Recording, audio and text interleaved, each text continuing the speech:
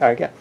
Okay, great. Well, thank you guys so much for joining me here in Philadelphia. I know you guys just played Dewey Beach last night. That's our home studio in Delaware. Yeah, How was it? It was great. It was a lot of fun. It was a lot of fun, yeah. Beautiful, right on the beach, and it was great. Loved it. That's awesome. So, can we talk a little bit about the Blame Shifter EP? And I know you guys have a full length coming out. How far along in the process are you of that? Well, I mean, we're still in the process of arranging a few songs, and so it's we're about halfway. The blueprint is there, the songs are there, but we're gonna need some time to really hammer them out in the rehearsal space and kind of bring them to life, and then just schedule-wise figure out when to record it. But most likely next year, sometime spring or summer, we'll have them to be released. We'll record it in the next probably 4 or 5 months, I'd say. That's awesome. So with the process of putting together the EP, can you take 1 or 2 songs in particular and tell me what the mindset was like creatively when you were putting this together? Yeah, I mean, the mindset for us was we wanted to make an alt rock record. We were looking through a batch of probably 50 or 60 songs, and we wrote that on the top of our list that this is an alt album. So that was the mentality, and I think Blame Shifter and probably Ascending and Blame Shifter are the two that really represent that the most. Absolutely. And what was your decision to kind of use crowdfunding and pledge music, to release it? Anymore you see a lot of bands going this route. Sure. Do you feel like that currently that is the way to go? I think it's a big part of it. Being independent, you kind of really depend on the fans in a different way. So I think that crowdfunding, for us using Pledge Music, it was just a really good way to have more interaction, more kind of that relationship with the fans, and more, more and more bands are doing it because that direct fan relationship is more important than ever. Absolutely. How refreshing was it to have a creative freedom too? I mean, I'm sure that's got to be a good thing too. There's nobody telling you how you have to do it at all. Yeah. Yeah. I mean, we've always kind of, from the beginning, have always kind of tried to have that independent mindset, and it took a long time for us to take the step of working with a label, and now that we're independent again, it's just that freedom that we have to just kind of be who we are and do what we want to do. Absolutely. I mean, I'm sure you guys have witnessed, obviously, the uprise of social media being one of the biggest changes in the music industry with the way that artists are able to promote and interact with fans almost instantaneously. Yeah. How have you guys kind of embraced that and used it as a tool? Well, Richard's amazing at that. He does all of it for us. Facebook is one of our biggest tools. Yeah, I mean, we're on tour, and I would say there's a substantial amount of getting the word out simply through Facebook and promoting to Facebook cities and regions and fans and things like that. So it's become a tool that if you know how to utilize it, it can really help you out. And not only that, but it builds relationship. When you're on there and you're talking to fans in social media, you just develop kind of a rapport and a relationship, so that when you're at concerts and you get to meet them and stuff, there's already a connection there, and it deepens the musical connection, which is why we're kind of doing this. Absolutely. Are you ever surprised by which songs fans gravitate towards, that you have a feeling about another one and they're like, nope, we want that one? I don't think so yet. I mean, there hasn't been anything that's totally caught us off guard. Yeah.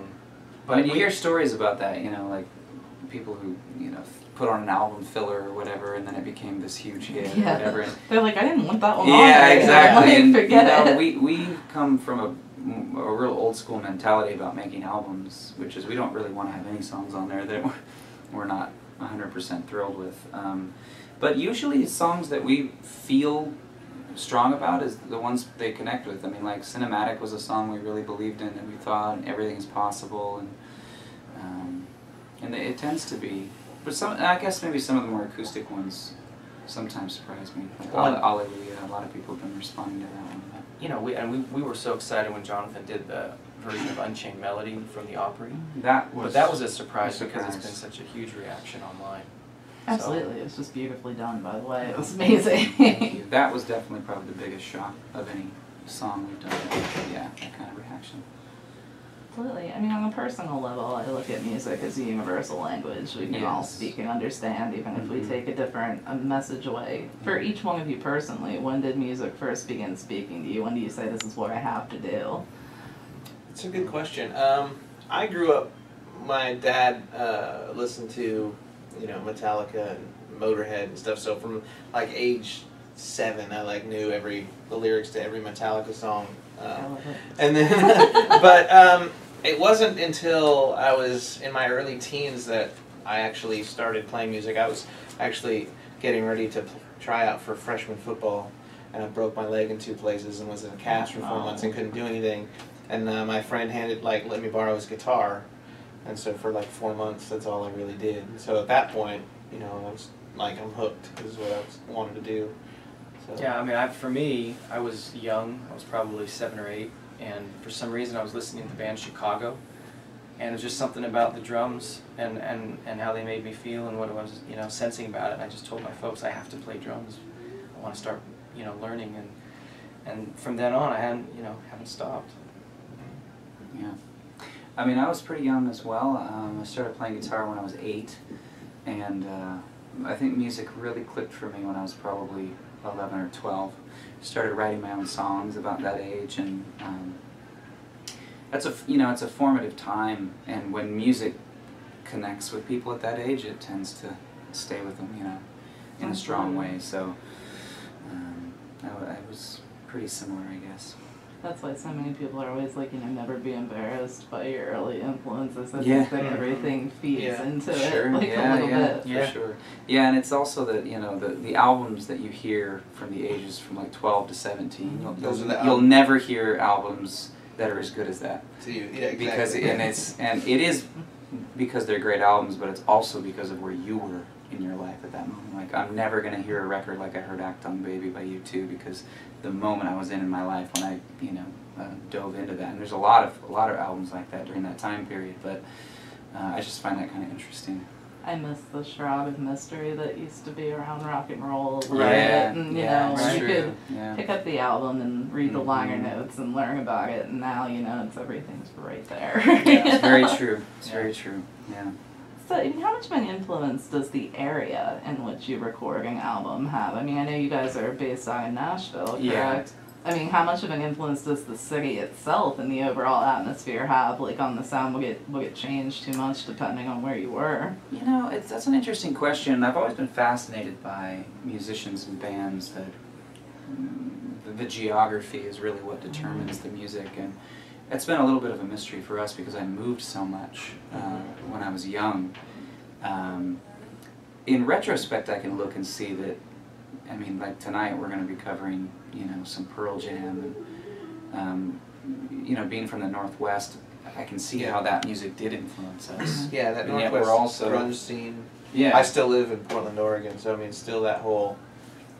I think it comes out a lot. Area, Actually. Yeah, in our shows, that Northwest early '90s alt rock influence. It's just the authenticity of what it is to be a rock band, you know. But being in Nashville for this many years now, also, like, we're, you know, covering Unchained Melody and stuff like that, which is more of the, I mean, that comes from Americana, country, gospel roots, you know, so there's some of that too. Absolutely. I think what I missed so much about that era, what I actually enjoyed with listening to your EP in particular, was the music that actually says something, you know, and you have to listen to it and actually take something away from it, and it's not, you know, I find like a lot is cookie cutter now that's top 40, and it hurts my heart. We feel the same way. I believe that 90s band mentality is going to come back around. I do too. I think people are going to get a little bit, you know, just overexposed to pop music and the surface cookie cutter thing, and there's going to be a backlash. It's going to go more towards authenticity and honesty, and that's, you know, I mean, that's always been what we love about music is that, you know, the best songs for me are songs that are honest. There's craft, you know, but what's more important to me than the craft is the honesty, you know, and that's what I love about it. Some of my favorite songs are 6 minutes that are 2 chords. Yeah. And it's just honest, you know. So Do you guys feel like you're always learning, always evolving, like always picking up something new? Absolutely. Yeah. I mean, that's something that I think being in Nashville has been amazing. Getting to work with, T-Bone Burnett and Buddy Miller, and getting to play concerts with Colin Linden. And, you're inspired when you see people that love what they do and have such an incredible depth of experience and wisdom in what they do. And it's sort of, you walk away from it different, and it's more through osmosis than anything else. But you pick up the instrument, I play with the guys, and it's just little doors open that you didn't know were there, and you kind of go, oh, okay, I'm gonna go that direction. So I think it has had an influence on us. And we're always having conversations about how we can improve and what we've learned from this record to this record, or this show to that show, or there's just always. It's one of the fun parts of being in a band is trying to figure out what works and when and why and how we can be better and all that. REM, said that in some ways each record is a reaction to the previous one, and I find that is the case. Like, we love Radio Cinematic and we're very happy and proud of it, but at the same time, the one thing we all walked away feeling was we're an edgier band than that album. And so that's why we wrote our next record. This is an alt album, So it's true. It's like it's always it's a reaction to the previous record. So if you had to list one thing that was probably misunderstood about the band, is there something people tend to get wrong, or like you need to set the record straight? I mean, the live shows is the best place to do that. Yeah. I mean, obviously, when you come from, if people know me as an actor before the music, then. There's usually some kind of bias there, which is funny because I pretty much share that bias when I hear about actors doing music. So I don't fault anyone for that. But, and then the other thing is if they know me just from Nashville, they might think it's some form of country music. Yeah. You'll find out very quickly at the live shows that that's not what this is, so, yeah. But it's also go ahead. Well, I was just going to say, piggybacking on that, we kind of have a chip on our shoulder about that, not towards the people, but we want to be good enough to stand on our own, and so we don't mind feeling like we have to prove ourselves a little bit if people have biases about an actor doing this or country music or whatever, and that we have to kind of overcome. We look at that as sort of a fun challenge. You think it lights the fire a little bit does. more? Yeah, it does, because it's not like we decided to do music all of a sudden because there was a platform for it.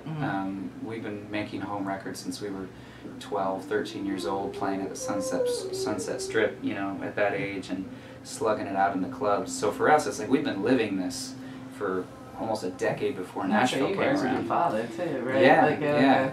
So, when people just know me from, Tuck Everlasting or whatever, General Hospital or Nashville, then it's like, it's kind of a fun and exciting thing for us to go, let's just be who we are and let that speak for itself. People either enjoy the music or not. Absolutely. Were you gonna add something? Oh, nothing nearly as profound as all of that. But that our name is Enation. It's not E-Nation or little E, big nation. Yeah, we are misunderstood there, aren't we? Yes, they just don't understand us. So it's an actual word. It's not like it's not like the E stands for something. Like eBay or e-commerce. Yeah.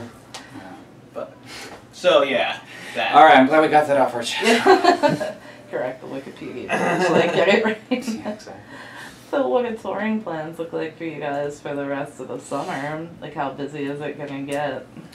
It's been pretty busy. I mean, we're kind of coming towards the end of it, really. I mean, with the filming schedule, I have a window, of time to tour. Congrats on getting picked up by CMT, Yeah, by the way. thank you.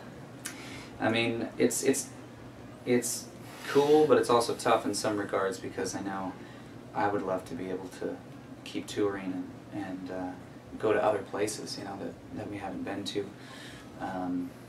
But we'll get the chance to do that. So the tour thus far has been amazing. It's been a blast. Jonathan, his filming schedule was over, and he went pretty much immediately into a tour with Nashville, the show. They toured some cities, and then right after that, he went into touring with us. And so it's been pretty much nonstop for the whole summer, and we have a few more gigs through August, In July.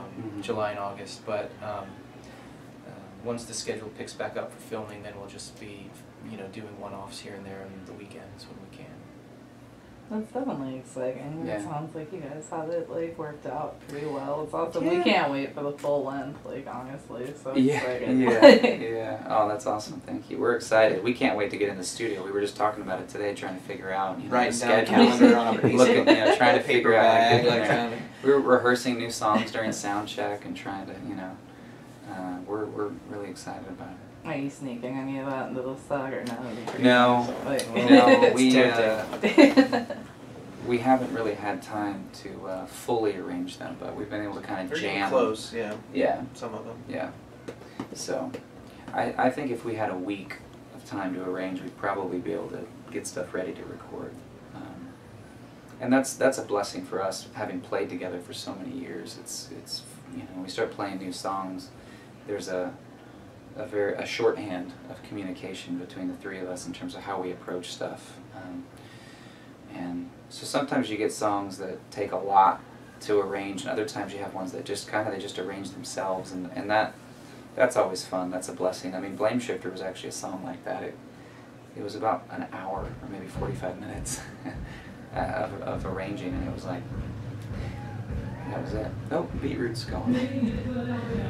Well, thank you guys Yeah, so much yeah. for taking a few minutes. It's going to get pretty loud. Yeah, so. Yeah, thank you. Thank you guys Nice so talking much. to I you. appreciate Appreciate it. it. Absolutely. Thank you. Thank you.